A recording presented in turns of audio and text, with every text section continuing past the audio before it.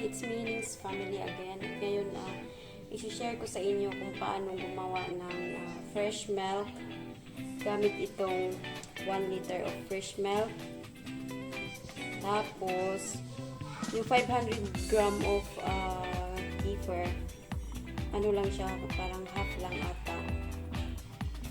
Parang, ito yung gamit natin na machine, yung flat roller. Tapos, ang gagawin natin, dapat ito siya tuyo. Hindi siya basa. Kung basa siya, pwede nyo lang punasan.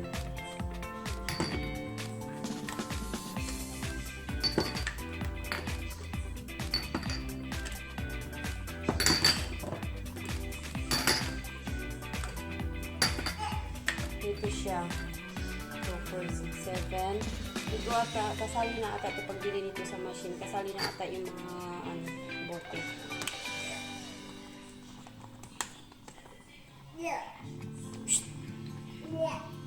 Tapos, lagyan natin. Huwag lang masyadong puno.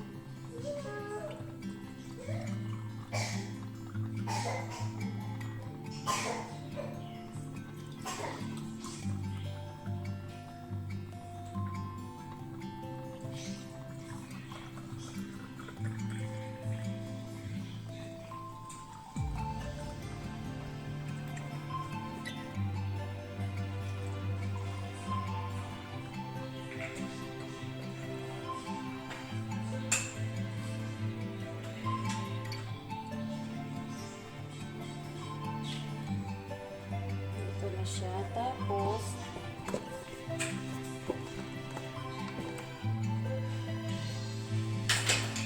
ito yung fresh milk yogurt. Lagyan lang natin siya ng kaunti. Ayan. Hanggang sa liig ng bote.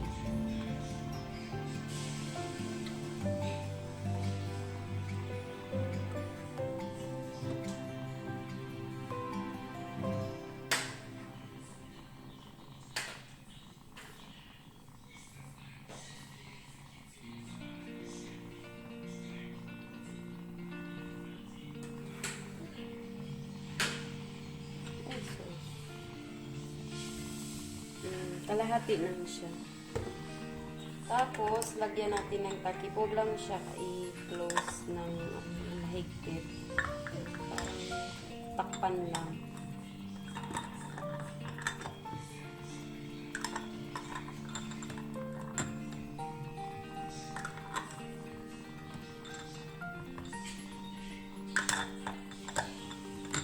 Ito na siya.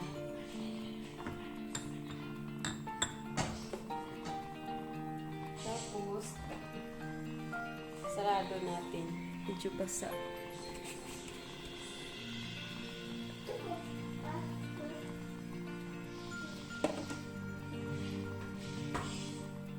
Ito na siya. Tapos, saksak natin. Yan. Tsaka, turn on. I-leave lang siya ng 8 hours. Pagkatapos ng 8 hours, yun, naging, ano na siya, yogurt. Bali, ito na yun. After 8 hours, ito na siya. Ready na ito. Ito na yung yogurt.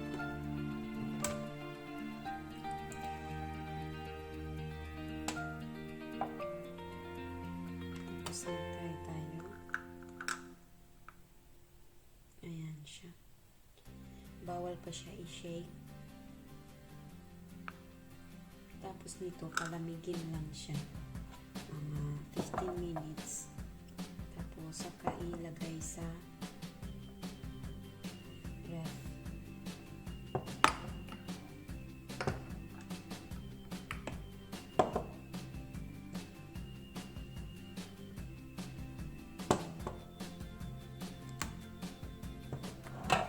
Turn off lang natin.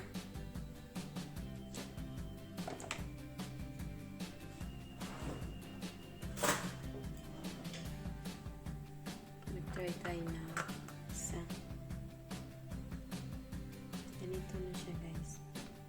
Ayan. Ay, ganito na siya. Medyo may kunting tubig kasi mainit pa kasi. Lumamig na siya kung nilalagay na sa freezer. Freezer sa ref.